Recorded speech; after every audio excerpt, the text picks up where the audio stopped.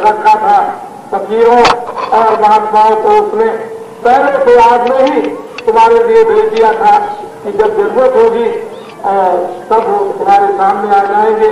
नई जरूरत होगी तो तुम्हारी देखभाल संभाल मिन्नत और प्रार्थना तुम्हारे दुख और दर्द को सुनने वाले वहां पर रहेंगे। नहीं तो जीवों के साथ ये कर्मों के बंधनों में जो बांध दी गई इनकी क्षमा और माफी तो कोई कर ही नहीं सकता। फिर तो उसके यहाँ न्याय है, इनको सजा मिलती रहेगी, न इनको मुक्ति मिलेगी, न इनको मोक्ष मिलेगी, न जन्म और मरण से बचेंगे। ये तो अगर वास्तव में माफी का तख्ता इस काल देश में मृतलोक में तो केवल सबको और फकीरों को है और माफी का तख्ता किसी के पास है। वो जिससे चाहे माफ कर दे, चाहे जितने भी कर्म किए हो, अनेक हत्याएं की हो, जानवर मारे हो, पशु पंछी मारे हो, आदमियों को मारा हो, डोंगरों को मारा हो, लेकिन अगर माफ कर दे तो माफी हो जाएगी और कोई नहीं माफ कर सकता। जिसने विधान बनाया वो भी नहीं माफ कर सकते।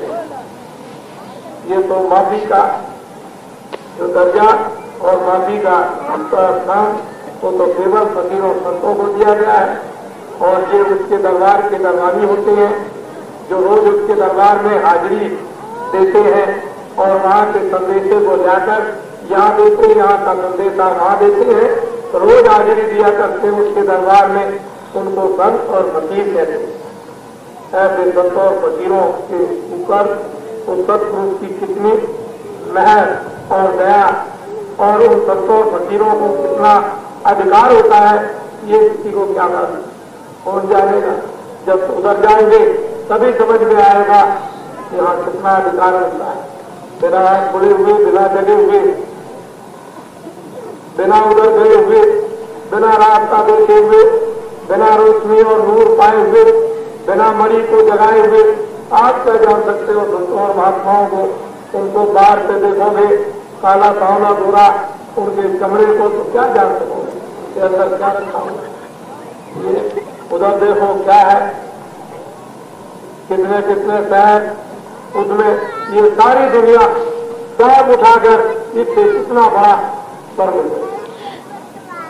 ये सारा विश्व एक सुई के नाटे के बराबर स्वर्ग में रख दिया जाए, इतना बड़ा स्वर्ग हो और स्वर्ग लोक से बड़ा वैकुंठ लोक और वैकुंठ से बड़ा बहुत बड़ा शक्ति लोक और शक्ति से बड़ा बहुत बड़ा ईश्वर लोक और उसके बड़े बड़े बड़े ब्रह्मांड जहाँ की ऐसी अद्भुत और उससे न मालूम कितना था और ब्रह्मांड है। आपको क्या इसका ज्ञान? यहाँ तो किताबें देखते हो कागज के ऊपर में कुछ नहीं रहता। क्या ज्ञान आपको मिलेगा? ये तो आपने क्षणिक लाभ होने वाला ज्ञान इतने दिनों की मेहनत करने के बाद वो भी पूरा नहीं जान पाया। नकल की है आपने हर चीज में, डाकजी में नकल की, बैठजी में नकल की और आपने अंग्रेजी में नकल की, संस्कृत में नकल की, उर्दू में नकल की और फारसी में नकल की और नकल करके सब ज्यादा नंबर बहुत ज्यादा 55 पाए, 50-45 पाए। वो भी कुछ नहीं नकल कर, कभी मास्टर को छुड़ा दिखाया, कभी अध्यापक को दिखाया, कभी प्रिंसिपल को दिखाया, कभी वाइस चांसलर को और दिखाया नकल। वो भी ज्ञान भी तो ज्ञान नहीं पाया। अगर बुद्धि का ज्ञान भी प्राप्त कर लेते तब भी है। और ये ज्ञान इतना है जहाँ मन को खोना है, जहाँ बुद्धि को खोना, जहाँ चित्त को खोना, जहाँ काम को खोना, जहाँ क्रोध को खोना, जहाँ लोभ को खोना और अहंकार को खत्म करना है। और ये काम, क्रोध, लोभ, मोह, अहंकार और ये जो कर्मों का आत्मार इसको जलाना, तब ये ज्ञान बच्चा। अभी तो आप इस ज्ञान में जरा भी नहीं आए हैं तो ज्ञान को कैसे मिल जाएगा?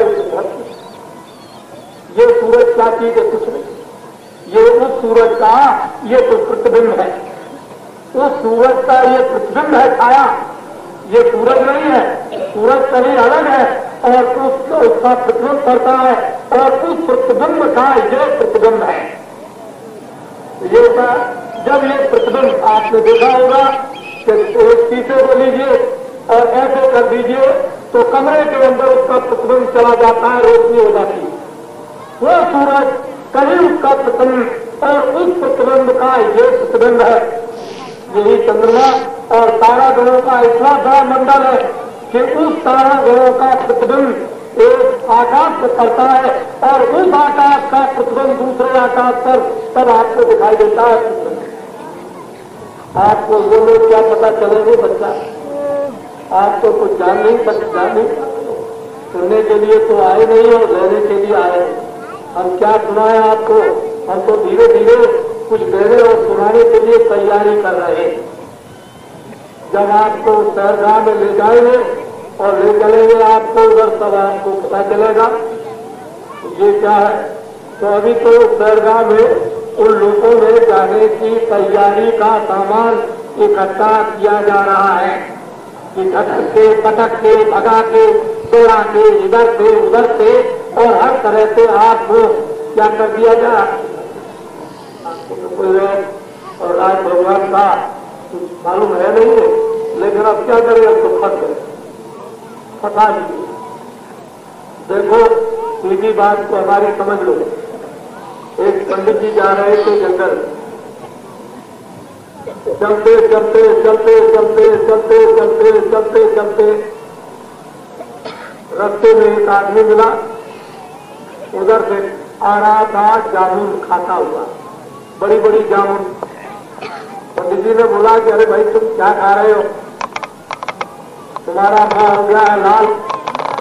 अरे कह लगे पंडित जी क्या बताएं, ऐसी जामुन रसगुल्ला है कि अगर खाइए तो क्या है भाई कहाँ मिलेगी। कह लगे कि आगे चले जाइएगा कोई पेड़ मिलेगा तो आप वहाँ ऊपर और नीचे देख लेना, बहुत सी गिरी मिलेगी, और ज्यादा खाना हो तो चढ़ जाना, ऊपर हिला देना। पंडित जी यही सोचते समझते चले गए, चलते चलते चलते चलते चलते चलते एक पेड़ मिल गया। तो गुगड़ीला एक जानवर होता है, कीड़ा काला काला, तो गोबर इकट्ठा किया करता गोल गोल। तो पंडित जी ने सोचा कि यही है जामुन। तो गुगड़ीले को जब वो पकड़ने लगे कीड़े को तो चू चू करने लगा। तो पंडित जी कहते हैं कि देख चू करे या मुंह करे, काले कालों को एक को भी नहीं छोड़ूंगा। चू करे या मुंह करे, कालों कालों को एक को भी नहीं छोड़ूंगा। समझ रहे हो आप। तो बच्चा कहीं फंस गए तो चाहे चुप करो चाहे मुंह करो, निकलना मुश्किल है, समझ लीजिए। और निकल नहीं सकते आप। अभी क्या हुआ, अभी तो ऐसा जाल तैयार कर रहा हूं, छोटा बड़ा 5 किस्म का, 2 किस्म का नहीं 5 किस्म का, छोटी से छोटी और बड़ी से बड़ी, ये सब मछलियां फंस जाएंगी। आप घबराइएगा नहीं, ऐसा जाल तैयार किया जा रहा है तो निकलना होगी। और वो मैं अभी भेद की बात बताऊंगा नहीं, अभी तो जाल एक गंगा रेती पर जहां पर काशी विश्वनाथ इस समय पर विराजमान है, 11 दिन तक जाल बनाया जा रहा, जाल तैयार किया जा रहा और अभी तैयार हुआ जाता है। घबराइए नहीं, फिर देखिए जब जाल फेंका जाएगा तो देखिए मैं तो आपको दिखाई दूंगा उसमें क्या बात है। हमारी तो आपके सामने है, आपको वो क्या पता चलेगा, क्या मालूम होगा। लेकिन ये भी कहो कि भगवान की, उस खुदा की और उस अल्लाह ताला की, उस परम पिता, उस प्रभु की, अनामी पुरुष की, एक अली अनामा अग बच्चिदानंद प्रभु धामा, उसकी आपके ऊपर दया हो रही है। और वो वक्त और समय उन्हीं की कृपा से, उन्हीं की दया से ये बनता हुआ आपके सामने चला रहा है और हो जाएगी दया। प्रार्थना भक्तों की कभी व्यर्थ नहीं जाती। जो सच्चे हृदय से अपने भगवान से प्रार्थना करते हैं सबके लिए, उनकी भक्तों की प्रार्थना भगवान हमेशा मान लेते हैं। इतना इसलिए होता है भगवान का भक्तों के साथ कि भक्त होते आए, भगवान भक्तों के बस में होते आए। ये कहावत कोई मिथ्या नहीं है, सत्य। जो सत्य है और भगवान कितने दयालु और कितने भक्तों के भक्त होते हैं कि भक्त पृथ्वी पर पैर रखते हैं तो उनका हाथ नीचे होता है और कैसा हाथ पड़ता है जो रुई से भी ज्यादा कोमल, कि ताकि हमारे भक्त को कोई कष्ट ना हो। और वो चले जाते हैं आगे आगे और भक्त पीछे पीछे, भगवान की पीछे पीछे पीछे पीछे पीछे